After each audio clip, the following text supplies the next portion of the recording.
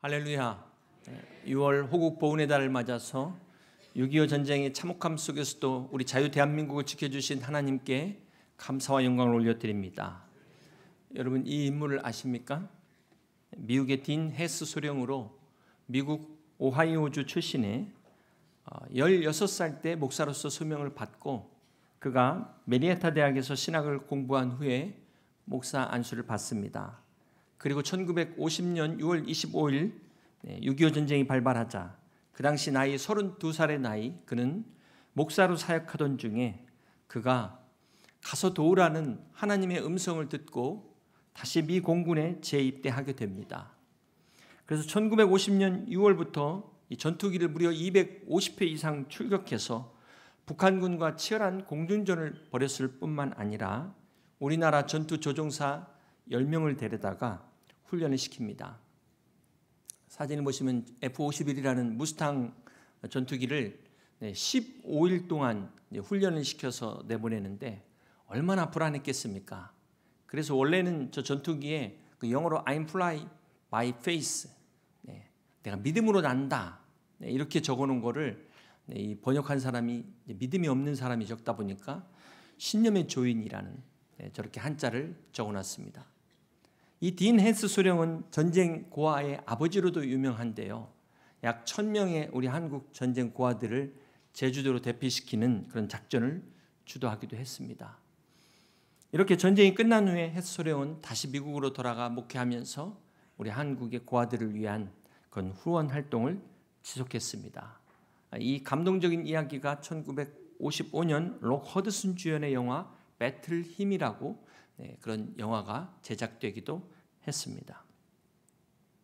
사랑하는 성도 여러분, 75년 전 이 6.25 전쟁을 이길 수 있었던 것, 이처럼 딘 헤스 소령과 같은 믿음의 사람들이 있었음을 우리는 잊지 말아야 될 것입니다. 북한의 남침으로 공산화 위기 직전 하나님께서 우리나라를 지켜주신 것, 순국선열들의 희생이 있었음을 잊지 말아야 될 것입니다. 그 무엇보다도 오늘 우리나라 역사 속에 에벤네셀로 도우시는 하나님의 은혜가 있었음을 우리는 결코 잊지 말아야 될 것입니다.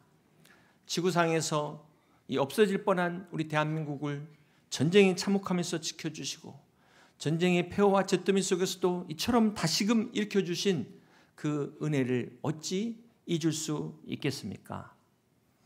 제가 2주 전에 저희 아내로부터 들은 이야기입니다. 2주 전에 저희 아내가 중앙아시아 목회자 사모 세미나에 참석을 했습니다. 거기서 들은 이야기인데요. 우즈벡에서 복음을 듣고 이슬람에서 개종한 자매가 아버지로부터 살해 협박을 받아서 가출을 결심하게 되었다고 합니다. 그리고 막상 가출하려고 하는 그날 도끼로 머리를 맞아서 그 자리에서 즉사했다는 겁니다. 이 자매를 전도한 사모가 충격을 받고 더 이상 사역을 없는 상황에 우리 교회가 주최한 사모 세미나에 참석하게 된 것입니다. 그래서 거기서 다시 은혜 받고 힘을 얻게 됐다는 간증을 듣게 되었습니다. 여러분, 우리가 지금 같은 하늘 아래에서 신앙생활하는 게 이렇게 하늘과 땅의 차이라는 것을 우리는 알아야 될 것입니다. 오늘 우리가 이 신앙의 자유를 가진 것이 얼마나 감사한 일인지 모릅니다. 그런데 안타깝게도 오늘 현실은 감사는커녕 하나님을 대적하는 사상과 이데올로기가 판을 치고 있고 교회를 파괴시키려는 이단들이 극성을 부리고 그 옛날 소돔과 고모라의 심판을 자초했던 그런 타락한 성윤리가 우리 사회를 지금 삼키고 있다는 것입니다. 여러분, 우리나라를 무너뜨리는 것이 저 북한의 공산주의자들만이 아닙니다. 오히려 내부의 적이 더 무서운 것처럼 우리 안에서 우리의 가정을 무너뜨리고 자유주의의 이념을 무너뜨리는 보이지 않는 적이 있음을 우리는 잊지 말아야 될 것입니다. 믿지 않는 유정자들과 기독교를 배척하려는 세력들에 의해 우리 교회가 어려움을 당하지 않도록 우리가 깨어서 기도할 뿐만 아니라 우리가 적극적으로 막아야 합니다. 사랑하는 성도 여러분, 다니엘서 3장에 보면 다니엘의 세 친구인 사드락, 메삭, 아벳느고가 왕의 금신상에 절하고 경배하라는 명령을 거부하다가 어떻게 되죠? 풀무불에 들어가게 됩니다. 그들은 죽음을 각오하고 끝까지 거부했습니다. 아무리 왕일지라도 국가의 명령일지라도 하나님의 뜻에 반하는, 하나님의 뜻을 거역하는 것은 우리가 단호하게 거절해야 되는 것입니다. 사랑하는 성도 여러분, 교회에서 정치 얘기하지 말라는 것은 우리끼리 싸우지 말라는 것이지 정치에 대해서 무관심하라는 것이 아닙니다. 우리가 이 정치를 무관심할 순간부터 우리는 대가를 치르게 될 것입니다. 예전에 우리나라 국회의원들이 우리나라에서 제일 큰 용인의 정신병원을 방문한 적이 있었습니다. 병원장의 안내를 받아 이 의원들이 병실에 들어서자 환자들이 막 일제히 환영을 하는 거예요. 손을 들고 환영하면서 만세를 외치는데 한쪽 구석에서 환영하지 않고 멍하니 먼 곳을 바라보는 한 환자가 있었습니다. 그러자 이 한 의원이 병원장에게 물었어요. 저 환자는 왜 환영을 하지 않죠? 그러니까 이렇게 대답했답니다. 저 환자는 오늘 아침에 제정신으로 돌아온 사람입니다. 그러더랍니다. 요즘 제정신에 정치하는 사람 찾기가 어렵지만 그나마 우리가 분별하고 또 분별하고 잘 분별해서 꼭 이번 선거에 투표하시기를 바랍니다. C.S. 루이스는 순전한 기독교에서 이런 말을 했습니다. 그리스도인의 정치적 입장은 제3의 입장이다. 이런 이야기를 했습니다. 그리스도인은 항상 보수적인 입장도 아니고 그렇다고 덮어놓고 진보적 입장도 아니라는 것입니다. 우리는 성경을 기준으로 해서 이것을 제3의 입장이라고 표현한 것입니다. 예를 들면 이런 낙태 문제라든지 동성애에 대해서는 우리는 보수적 입장을 취해야 된다는 것입니다.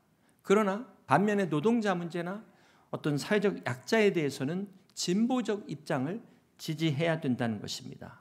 이처럼 우리 기독교는 내가 보수니까 무조건 보수, 내가 진보니까 무조건 진보의 자세를 취해서는 안 된다는 것입니다.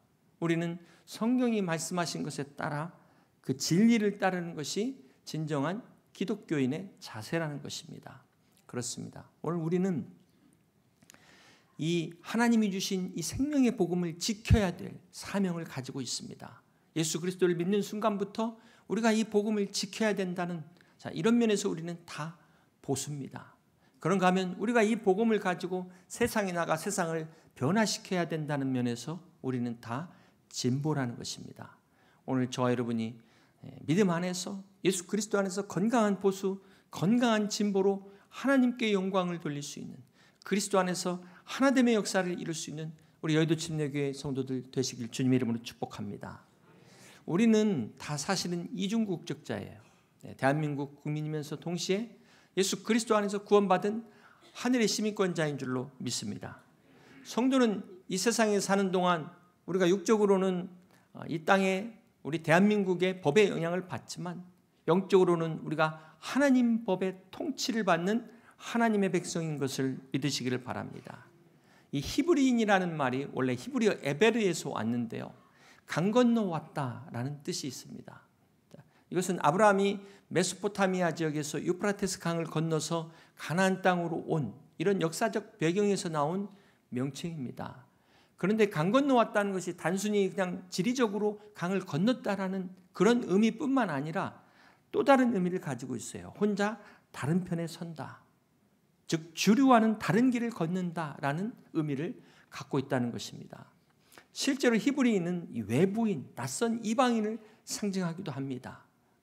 그렇기 때문에 히브리인의 정체성이 바로 유대인들의 세계관과 교육관에도 깊이 들어있다는 것입니다. 오늘 우리 기독교인들도 마찬가지입니다. 우리는 세상과는 다른 길, 세상의 넓은 길에 선 사람들이 아닙니다. 우리는 세상과는 다른 편에 선 하나님 나라의 가치관을 선택한 사람인 줄로 믿습니다. 비록 몸은 이 땅에 대한민국에 살지만 우리는 영원한 하나님 나라의 시민권자로 하나님의 자녀로 살아감을 믿으시기를 바랍니다.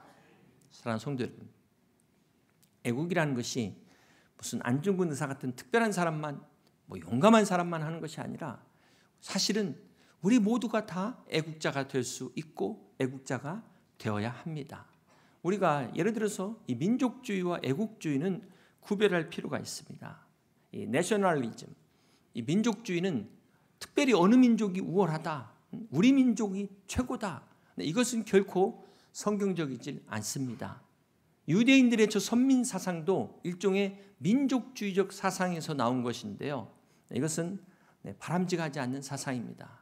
그러나 페이트리어티즘, 이 애국주의는 바로 내가 태어난 내 나라, 우리가 몸담고 있는 우리 조국이 잘 되길 위해서 기도하고 이 나라를 사랑하는 이 애국주의야말로 성경의 가르침이라는 것을 우리는 잊지 말아야 될 것입니다. 창세기 12장에서 하나님께서 아브라함을 부르시고 그를 통해 한 민족을 이루실 것을 약속하십니다. 그것이 바로 이스라엘이라는 국가의 기초가 됩니다. 이후에 사무엘상 8장에 보면은 이스라엘 백성들이 사무엘 선지자를 통하여 왕을 원하잖아요. 왕정제도를 요구할 때 하나님께서 이 또한 허락하십니다. 자, 이것을 통해서 가정뿐만 아니라 국가도 하나님이 허락하신, 하나님이 세운 질서라는 것을 우리는 알 수 있습니다. 가정은 우리라는 가장 작은 공동체라면 국가는 우리라는 가장 큰 공동체가 우리 나라인 것입니다. 사도행전 17장 26절을 함께 봅니다. 인류의 모든 족속은 한 혈통으로 만드사 온 땅에 거하게 하시고 저희의 연대를 정하시며 거주의 경계를 한정하셨으니. 로마서 13장 1절에 모든 권세가 위로부터 하나님께로 왔다고 말씀하신 주님께서 인류의 혈통을 만드시고 연대를 정하시고 거주의 한계를 정하신 그 하나님이 오늘 우리를 대한민국에서 한국인으로 태어나게 하심을 믿으시길 바랍니다. 여러분, 한국인으로 태어난 것에 대해서 감사하십니까? 감사하세요? 감사가 혹시 안 되시는 분들은 북한에서 안 태어난 것을 감사하시길 바랍니다. 베드로전서 2장 13절을 보면 인간의 모든 제도를 주를 위하여 순종하되, 혹은 위에 있는 왕이나 혹은 그가 악행하는 자를 징벌하고 선행하는 자를 포상하기 위하여 보낸 총독에게 하라. 자, 성경은 국가의 권위가 하나님으로부터 나왔음을 말씀하면서 가정은 사랑과 양육의 정말 가장 기본적인 그런 제도라면 국가는 공의와 질서를 위한 하나님이 만드신 제도라는 것입니다. 그러면서 성경적 관점에서 볼 때 국가는 선을 행하는 자들을 보상해서 계속 장려하고 악을 행하는 자들을 심판하고 처벌해서 이것을 다시는 이런 일이 일어나지 않도록 해야 될 국가의 책임을 말씀하고 있습니다. 로마서 13장 4절을 공동번역으로 함께 같이 보시겠습니다. 통치자는 결국 여러분의 이익을 위해서 일하는 하나님의 심부름꾼입니다. 그러나 여러분의 잘못을 저지를 때에는 두려워해야 합니다. 그는 공연히 칼을 차고 있는 것이 아닙니다. 그는 하나님의 심부름꾼으로서 악을 행하는 자들에게 하나님의 벌을 대신 주는 사람입니다. 여기 통치자를 하나님의 심부름꾼이라고 그렇게 번역하고 있습니다. 국가 즉 통치자는 하나님의 대리자로서 위임받은 권한을 행사하는 것입니다.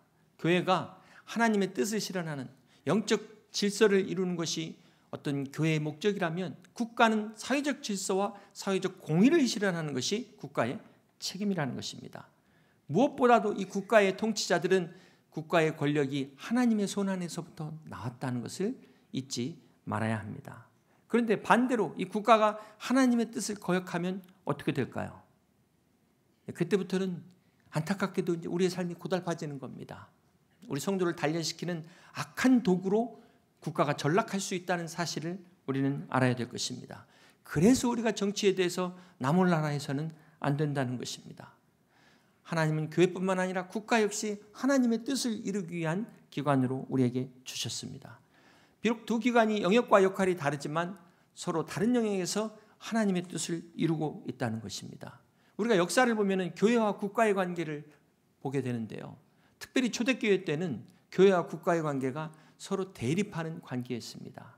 국가가 신앙을 핍박하니까 기독교인들이 얼마나 많은 박해를 받고 얼마나 많은 순교자가 나왔습니까? 그런데 중세에 와서는 이제 정반대가 됩니다. 교황 밑에 황제가 있던 그런 시절이 있다 보니까 교회가 국가를 다스리던 때가 있었어요. 이처럼 교회가 세상을 지배하면 어떻게 될까요? 세상이 변화되지 않겠습니까? 그런데 아이러니하게도 중세 교회는 가장 타락한 암흑의 시대였다는 것입니다. 이래서 종교개혁을 통해서 지금 현대의 이 정교 분리, 정치와 교회 분리를 주장하게 된 것입니다. 또 그러다 보니까 극단적으로 교회가 너무 정치에 소극적인 나몰라라 하는 또 이런 현상이 생긴다는 거예요. 자꾸 이렇게 좌로나 우로나 치우치는 현상이 생기는 것입니다. 그래서 우리는 역사의 교훈을 깨달아야 돼요. 결론적으로 중세처럼 교회가 세상 정치를 하는 것도 잘못이지만 그렇다고 정치가 어떻게 되든 말든 남이 어떻게 되든 말든 이런 자세 또한 잘못됐다는 것입니다. 그래서 우리는 항상 좌로나 우로나 치우치지 않는 균형이 중요합니다. 저는 우리 침례교가 정말 우리 균형 잡힌 우리 침례교라고 저는 그렇게 믿습니다. 여러분, 장로교의 창시자 칼빈은 절대 주권을 주장했어요. 하나님의 절대 주권을. 그러다 보니까 반작용으로 인간의 자유의지를 주장하는 잔 웨슬러, 감리교의 창시자가 됐죠. 그러니까 장로교와 이 감리교의 양극단에서 균형을 잡는 게 누구다? 우리 침례교다. 믿거나 말거나. 그래서 침례교를 좋아합니다. 여러분, 건강검진만 챙기지 마시고 여러분 영혼의 건강을 잘 챙기시기 바랍니다. 혈압만 체크하지 마시고 당뇨만 체크하지 마시고 내 영혼의 건강 상태 적어도 일주일에 한 번은 체킹하셔서 우리가 이 믿음의 삶을 수레바퀴 삶이라고 말하잖아요. 중심 대신 그리스도를 중심으로 해서 말씀과 기도와 교제와 증거의 이 축이 잘 균형을 이루고 있는가. 그래서 이 믿음의 삶의 바퀴가 잘 굴러가고 있는지를 점검하셔야 됩니다. 여러분, 기도 생활도 마찬가지예요. 기도 생활에서 어떤 분은 묵상 기도만 하시고 또 어떤 분들은 반대로 통성 기도만 하시는데 어떤 기도든 다 소화할 수 있는 균형 잡힌 기도 생활, 말씀 생활, 신앙 생활 할 수 있는 여러분 되시기를 주님의 이름으로 축복합니다. 사랑하는 성도 여러분, 이 세상에 완전한 가정은 없습니다. 그렇게 완전한 국가도 없습니다. 이 세상에 완전한 제도는 없습니다. 완전한 민주주의 또한 없습니다. 여러분, 독일로의 히틀러가 독일 국민의 뜻에 따라 민주적 투표에 의해서 세워진 정권이에요. 민주주의가 낳은 괴물이 히틀러입니다. 히틀러가 독일 기독교인들의 마음을 사기 위해서 목회자를 공무원으로 인정했어요. 얼마나 좋습니까? 목회자가 공무원이 돼가지고 목사 사례비를 국가에서 월급으로 주는 겁니다. 그런 독일 교회가 어떻게 됐습니까? 지금 문 닫고 있잖아요. 하나님의 방법이 아니에요. 거듭 말씀드립니다. 누누이 말씀드립니다. 기회가 있을 때마다 말씀드립니다. 진리는 다수가 아닙니다. 주님의 부활은 지금까지 역사상 예수 그리스도 한 분만 부활하셨다는 사실을 우리는 기억해야 됩니다. 그러나 이 예수님의 부활로 이제 부활이 진리가 되어버렸어요. 사단은 지금도 다수를 동원해서 이 부활의 진리를 부정합니다.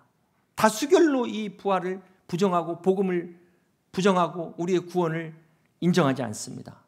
그러나 우리는 오직 진리이신 이 하나님의 말씀을 붙들고 예수 그리스도의 부활이 진리이기 때문에 우리가 이 진리를 믿는 것입니다. 오늘 이 예수님의 부활의 진리를 붙들고 참된 진리 가운데 나아가는 저와 여러분 다 되시기를 주님의 이름으로 축복합니다. 사랑하는 성도 여러분, 누가 우리의 안보를 지킬 수 있습니까? 시편 118편 6절입니다. 여호와는 내 편이시라. 내가 두려워하지 아니하리니 사람이 내게 어찌할까? 여호와께서 내 편이 되사 나를 돕는 자들 중에 계시니 그러므로 나를 미워하는 자들에게 보응하시는 것을 내가 보리로다. 사랑하는 성도 여러분, 하나님은 언제나 우리 편이셨어요. 그러므로 우리를 끝까지 안전하게 지키는 것은 무기도 아니고 동맹국도 아니고 오직 살아계신 하나님, 그 하나님이 우리의 진정한 안보자가 되는 줄로 믿습니다. 그렇다면 문제는 오늘 우리는 하나님 편에 있는가? 오늘 여러분 하나님 편에 계십니까? 우리 대한민국은 어느 편에 서 있다고 생각하십니까? 하나님이 보실 때 과연 우리 이 대한민국이 하나님 편에 서 있다고 인정하실까요? 우리 대한민국이 하나님 편에 서 있을 때 하나님께서 우리를 떠나지 않으실 것이며 우리 국가의 안보자가 되어 주실 것이며 여러분과 여러분 가정의 기업의 안보자가 되어 주실 것을 믿습니다. 시편 33편 10절은 여호와께서 나라들의 계획을 폐하시며 민족들의 사상을 무욕케 하시도다. 여호와의 계획은 영원히 서고 그의 생각은 대대에 이르리로다.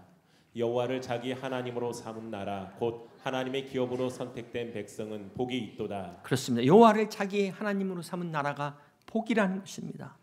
우리 대한민국이 이처럼 하나님을 경외하는 나라가 되기를, 진정한 복을 누리는 나라가 되기를 주님의 이름으로 축복합니다. 나아가 우리 대한민국을 통하여 열방으로 이 주의 복음과 하나님의 이 평강을 전하는 축복의 통로가 되는 우리 나라가 되기를 주님의 이름으로 축복합니다. 이것이 진정한 애국의 길이요 우리 그리스도인이 추구해야 할 나라 사랑의 길인 줄로 믿습니다. 이제 오늘부터 경고 말씀이 역대상이 시작되는데요. 오늘 역대상 1장의 말씀은 이스라엘의 족보로 시작이 됩니다. 이것은 지금 단순한 어떤 혈통을 기록한 것이 아니라 아담부터 시작돼서 아브라함과 다윗에 이르는 예수 그리스도를 통한 하나님의 나라를 보여주는 그러한 하나님의 역사라는 것입니다. 우리는 이 족보를 통해 인간의 선택이나 혈통과는 상관없는 하나님의 주권적 역사를 보게 됩니다. 이것을 통해서 장차 오실 예수 그리스도를 통해서 우리를 구속하시는 하나님의 계획과 하나님 나라의 역사를 우리가 보게 되는 것입니다. 이처럼 성경은 하나님께서 역사 속에서 하나님의 계획을 이루어 가시는 하나님의 구원의 역사를 우리에게 말씀하고 있습니다. 주전 700년 전 이사야 선지자가 이 하나님의 계시를 통하여 놀라운 예언을 선포합니다. 이사야서 2장 4절입니다.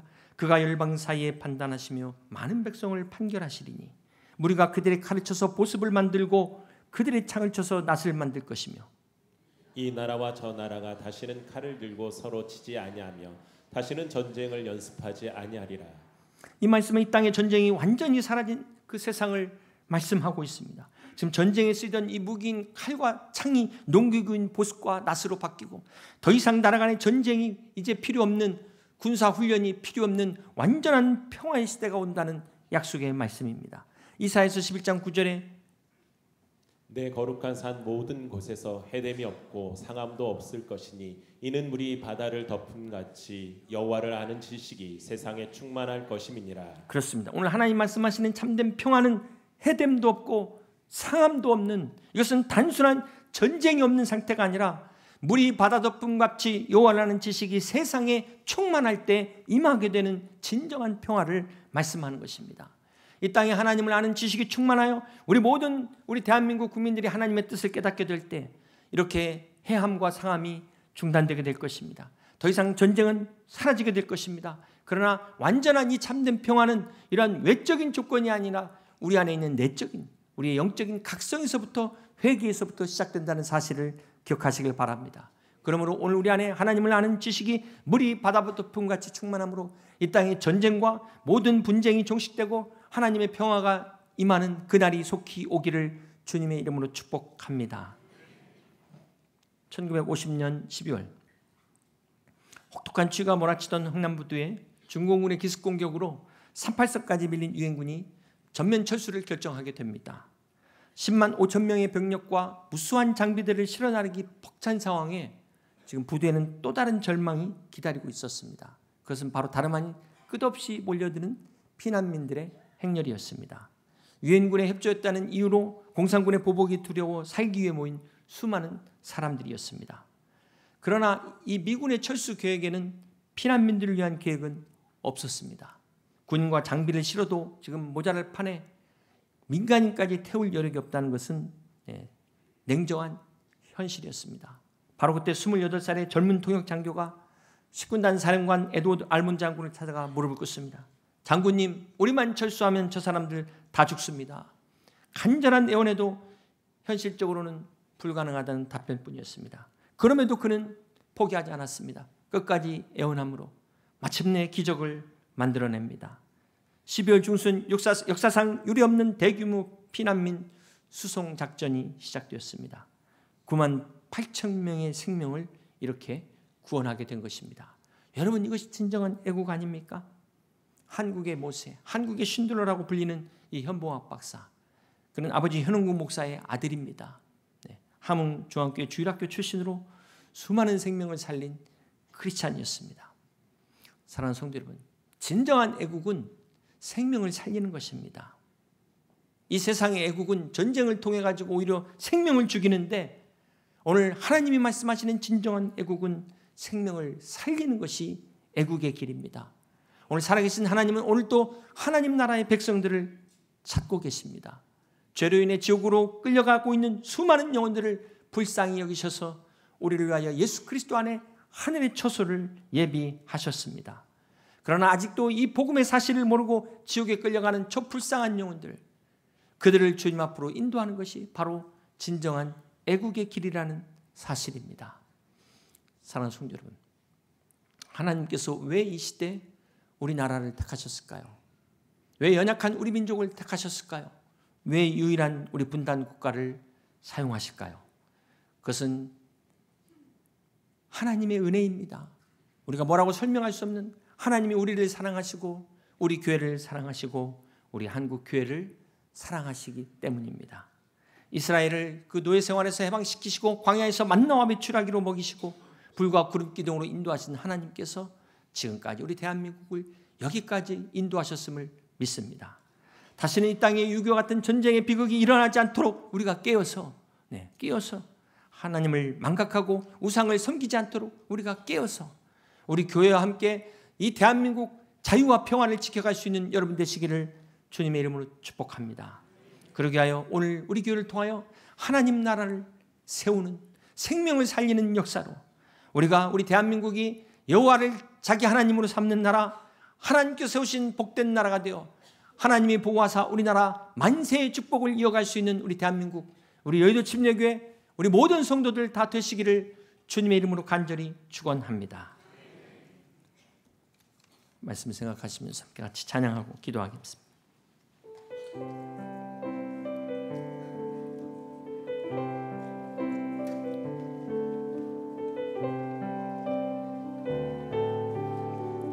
세상 모든 민족이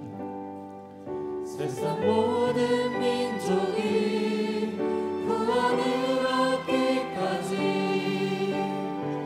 쉬지 않으시는 하나님, 주의 심장 가지고 우리 이제 일어나 주 따르게 하소서.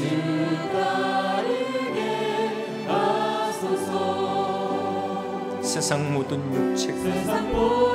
육체가 주의 영광 보도록 우리를 부르시는 하나님, 주의 손과 발 베어 세상을 치유하며 주 섬기게 하소서. 물이 바다 덮음같이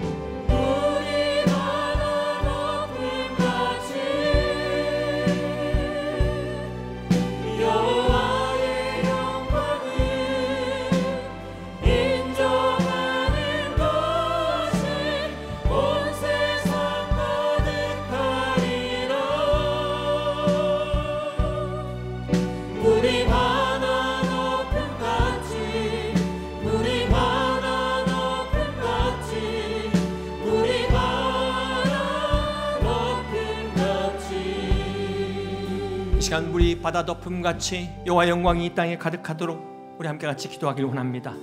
우리 대한민국이 여호와를 자기 하나님으로 삼는 나라, 하나님께서 세우신 복된 나라 되게 하여 주시옵소서. 우리 자유 대한민국을 위협하는 공산주의 사상과 우리 가정을 무너뜨리고 국가를 무너뜨리는 동성애와 교회를 무너뜨리는 이단으로부터 지켜주시도록 이 시간 나라와 민족을 위하여 함께 같이 기도하겠습니다.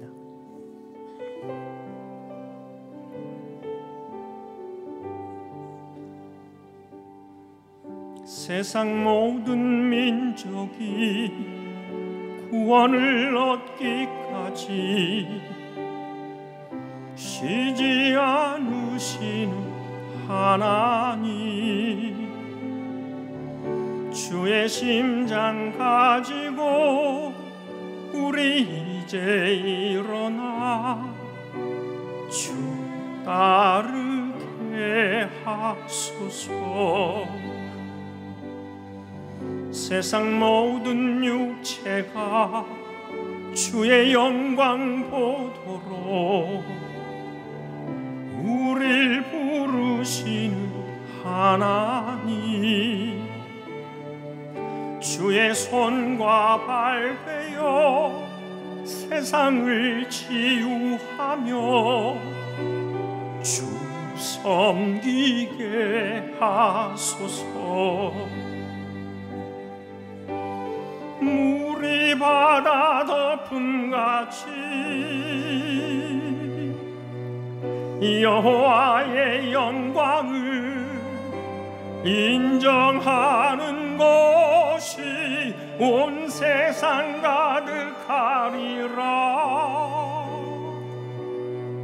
물이 바다 덮음같이, 물이 바다 덮음같이 같이 물이 바다 덮음 같이.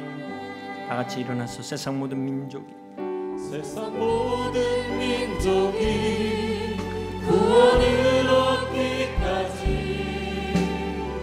쉬지 않으시는 하나님,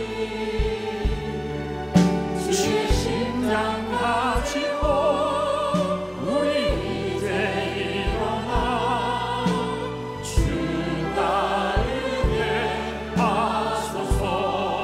세상 모든 육체가 주의 영광 보도록 우릴 부르시는 하나님,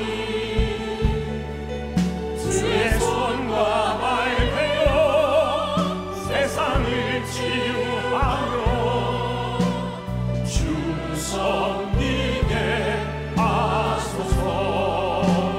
물이 바다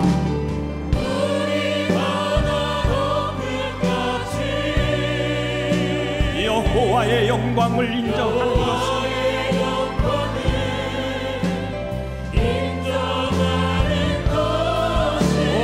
온 세상 가득하리라. 우리 바다 높은 같이, 우리 바다 높은 같이, 우리 바다 높은 같이, 물이 바다 높음 같이 여호와